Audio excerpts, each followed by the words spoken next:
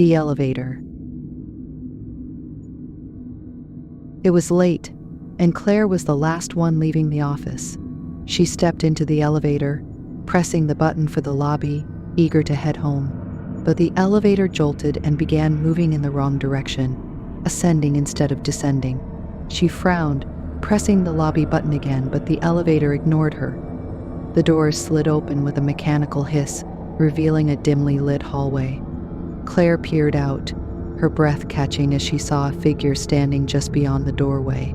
A man frantically clawing at invisible walls, screaming soundlessly, his eyes wide with terror. He seemed to be trapped in a space no larger than a coffin, pressing his hands against the air. Horrified, she pressed the button to close the doors. The elevator lurched again, moving upwards. It stopped again on another floor.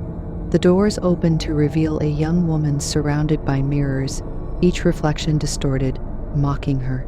She clawed at her face, sobbing as her reflections sneered and laughed, growing more monstrous with every glance. The woman's eyes met Claire's, pleading, but Claire backed away, hitting the button desperately. The doors closed, and the elevator continued to climb, taking her higher and higher.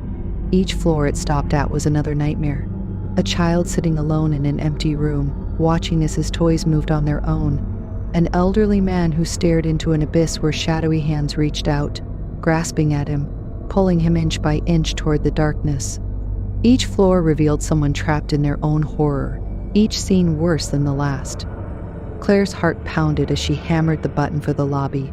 She couldn't understand none of these floors should exist. And yet the elevator climbed, unstoppable.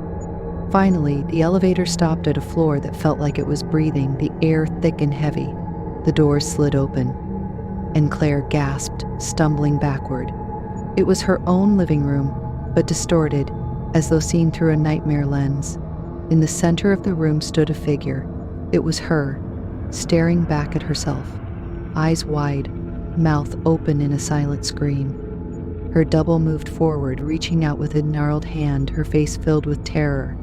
Claire felt an unbearable pull, as though her reflection were a magnet drawing her in, her own terror doubling with every step her double took. Suddenly, her double's face twisted into a smile that wasn't hers, lips curling with a dark, knowing grin. The elevator doors closed, and it jolted one last time, descending in eerie silence. When it finally stopped, the doors opened to the lobby, and the security guard nodded at her, giving a polite smile.